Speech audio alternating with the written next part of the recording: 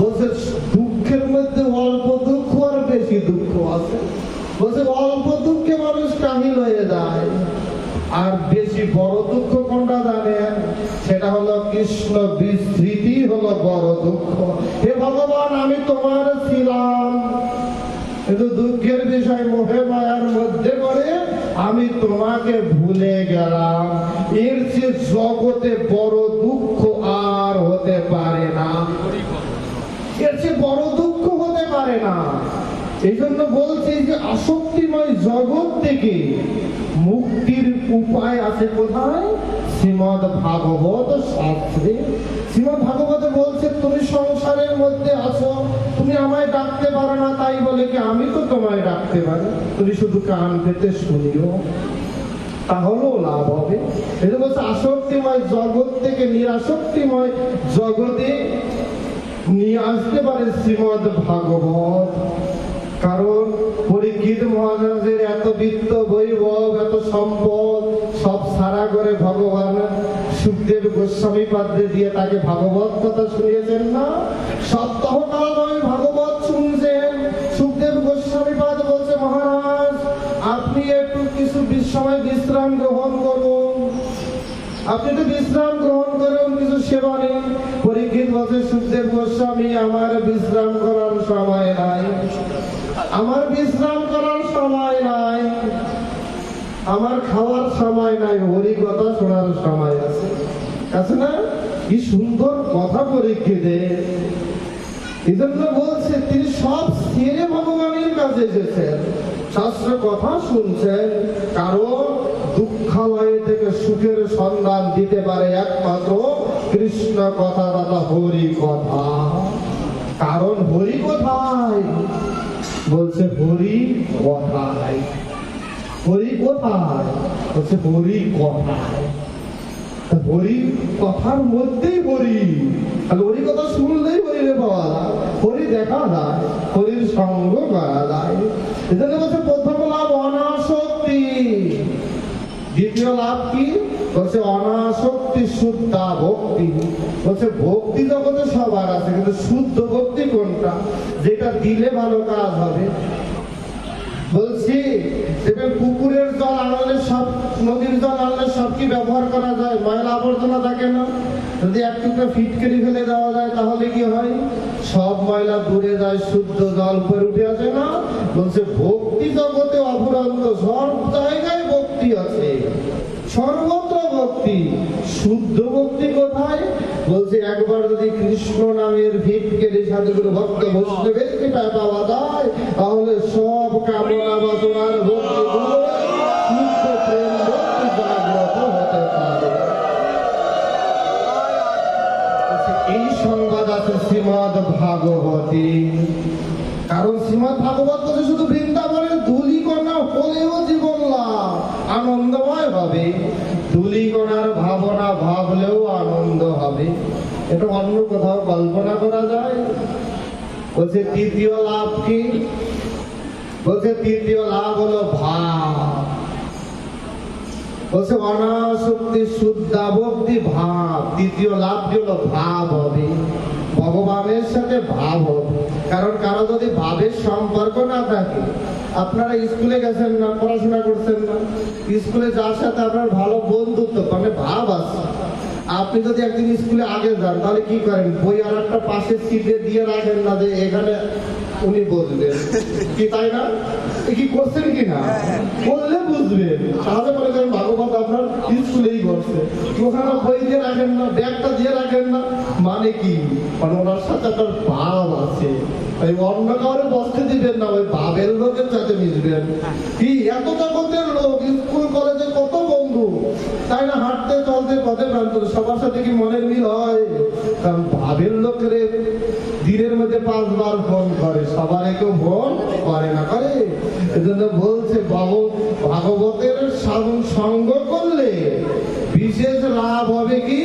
ভগবানের সাথে ভাব হবে, ভাব হলেই প্রেম হবে। কারণ ভাব না হলে প্রেম আসে না। আর যার প্রতি ভাব আসে তার ভালোটাও ভালো লাগে, খারাপটাও ভালো লাগে, তাকে মানিয়ে নেওয়া যায়। অন্য থেকে মানিয়ে নেওয়া যায় কি? যার সাথে যার ভাব, তাই না? আরো এটা পরের লাইনে আরো সুন্দর কথা আছে, যার সাথে যার ভাব। তো ভগবানের সাথে যদি একবার ভাব হয়, তাহলে ভগবান তার হয়ে যায় না, তার কথা শুনে না, আর সেও ভগবানের কথা শুনে। এরপর বলছে চতুর্থ তো লাভ কি? বলছে সুনির্মল রে, বলছে নির্মল একটি হৃদয় লাভ হবে। নির্মল একটি হৃদয়, যে হৃদয়ে ভগবান ছাড়া আর কেউ থাকবে না। বলছি সর্বত্র ভগবান আছে, সর্বকলিদাম ব্রহ্ম, যাহা যাহা নেত্র পরে তাহা তা কৃষ্ণ স্ফুরে। আরে বাবা, সবার কি চোখে কৃষ্ণ দেখা যায়? সবাই কি চতুর্দিকে কৃষ্ণ দেখতে পায়? বলছে সে পায় যার হৃদয়ে, বলছে যার ভিতরে কৃষ্ণ তার বাহিরেও কৃষ্ণ। যে ঘরে কৃষ্ণ দেখে, কারণ রামকৃষ্ণ যে পরমহংসদেবের মতো যদি সে মন্দিরেও দেখে যোগমায়া মা, আর ঘরের বউ সারদা দেবীরও দেখে মা। আপনি দেখেন নাকি?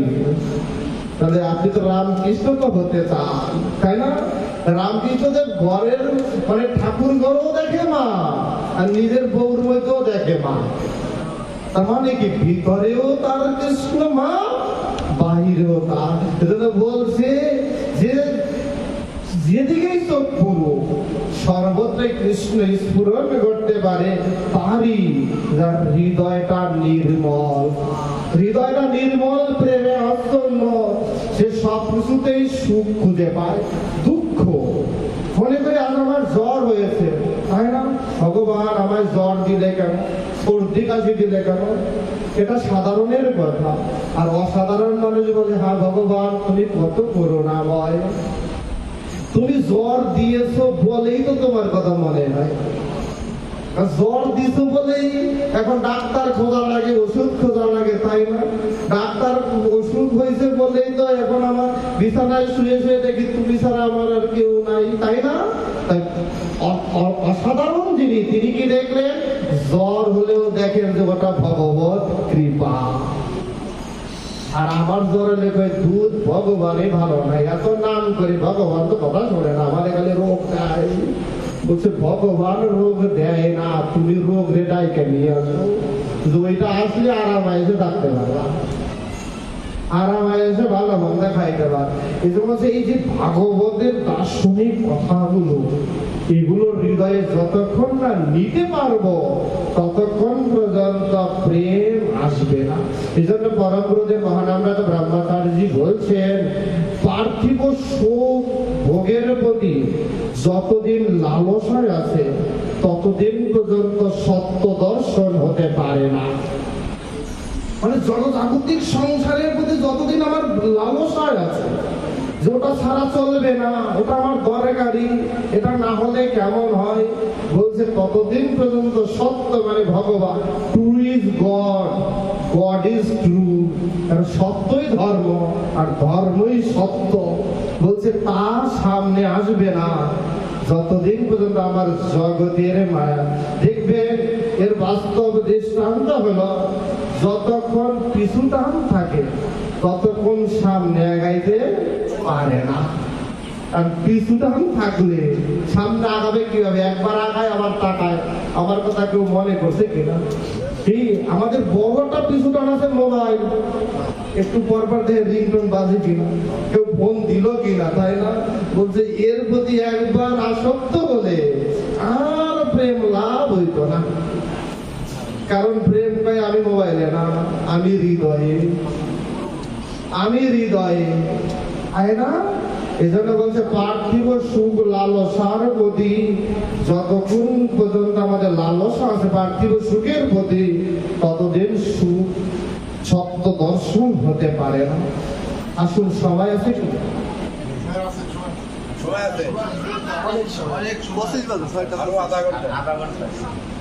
না আমি তা বলবো না, আধা ঘন্টা হবে না, 1 ঘন্টা শুনবেন।